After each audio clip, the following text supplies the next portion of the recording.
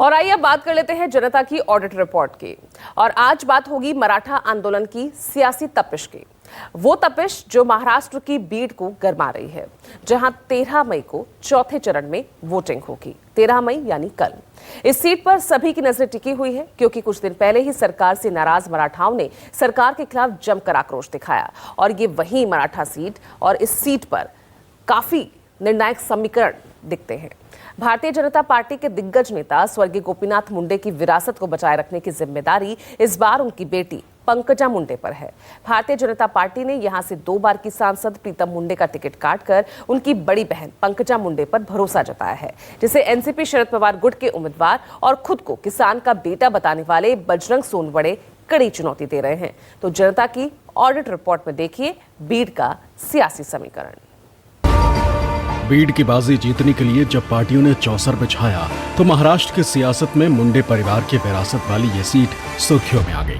वो बीड जहां मुंडे परिवार का सियासी वर्चस्व रहा है, वो बीड जहां दिल्ली के लिए होने वाली लड़ाई 2009 से मुंडे परिवार जीतती आई। लेकिन इस बार मुंडे परिवार के लिए चुनौतियों भरी दिखाई दे रही है। बीड से इस बार गोपीनाथ मुंडे की छोटी बेटी प्रीतम मुंडे की जगह बड़ी बेटी पंकजा मुंडे पर बीजेपी ने दांव खेला, जिन्हें जीत की विरासत को बचाए रखने की चुनौती है। वो भी ऐसे वक्त में जब मराठाओं के वर्चस्व वाली बीड मराठा आंदोलन के हिंसक गवाह बनी।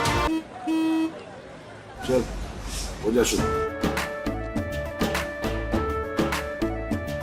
केसरिया से मन जोगी हुआ रे, दिल झूमे देखो पतवारा हुआ रे, दिल झूमे देखो पतवारा हुआ रे। हर पल मनाओ केसरी त्योहार। विमल, बोलो जुबान केसरी। और इस आंदोलन की आग की लपटें पंकजा मुंडे अपने प्रचार और जनसंपर्क के दौरान भी मराठा समुदाय के लोगों के आक्रोश का सामना भी कर रही। पंकजा मुंडे को प्रचार के दौरान मराठाओं ने काले झंडे दिखाए और काफिले को रह रहकर विरोध का भी सामना करना पड़ा। यही पंकजा के लिए सबसे बड़ी चिंता है, क्योंकि बीड में जिसके मराठा होंगे वही बाजी जीतेगा, क्योंकि इनकी नाराजगी बीजेपी के लिए नुकसानदायक है। अगर बात करें जातीय समीकरण की तो मराठा 7.5 लाख, ओबीसी 6 लाख, दलित 2 लाख, मुस्लिम 3.5 लाख। साल 2019 का विधानसभा चुनाव पंकजा मुंडे ने भारतीय जनता पार्टी के टिकट पर परली विधानसभा से लड़ा था, लेकिन चुनाव में उन्हें अपने चचेरे भाई धनंजय मुंडे के हाथों शिकस्त झेलनी पड़ी थी। लेकिन एनसीपी के 2 फाड़ होने के बाद धनंजय मुंडे अजित पवार के साथ चले गए और उन्हें महाराष्ट्र सरकार में कृषि मंत्री बनाया गया। महायुति का हिस्सा होने की वजह से धनंजय मुंडे अपने बहन के लिए जोर शोर से प्रचार कर रहे हैं। दोनों एक साथ मंच पर भी नजर आ रहे हैं और अंतिम दौर के चुनाव प्रचार में पूरी ताकत झोंक दी। पंकजा मुंडे ने अपनी जीत का पूरा भरोसा जताया है। इतना ही नहीं, बजरंग सोनवड़े भी अपने जीत का दम भर रहे हैं। अशी आहे का आता मी गेले 45 दिवस झाले 2-2.5 तासाच्या वर झोपले नाही, तर गेल्या 4-5 दिवसात तर तास दीड तास सुद्धा मला आराम मिळत नाही आहे आणि फार फार कष्ट करतोय आम्ही। कष्ट याच्यासाठी नाही करत आहे की आम्ही कुठल्या गोष्टीसाठी घाबरलो आहे, कष्ट याच्यासाठी नाही करत आहे की आम्हाला अविश्वास वाटतोय, कष्ट याच्यासाठी करतोय की प्रत्येक मतदाराला सन्मान द्यावा आणि प्रत्येक मतदारापर्यंत आम्ही पोचावं।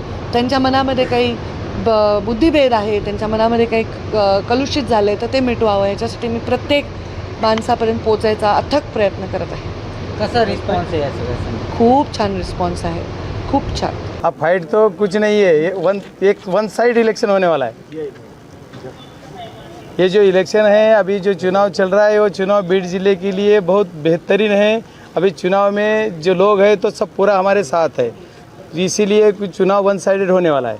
मैं चुन के आने वाला हूं। पंकजा मुंडे को चुनौती दे रहे हैं एनसीपी शरद गुट के नेता बजरंग सोनवड़े। जिला परिषद की राजनीति से आगे बढ़े हैं। बीड एनसीपी के जिला अध्यक्ष भी रह चुके हैं। धनंजय मुंडे के करीबी रहे बजरंग सोनवड़े ने अजीत गुट का साथ छोड़ लोकसभा चुनाव से पहले शरद पवार के पाले में आ गए।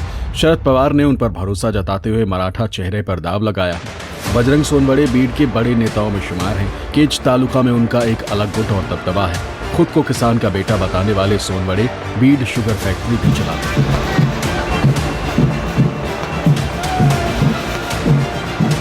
बीड जिला मुंडे परिवार का गढ़ रहा है।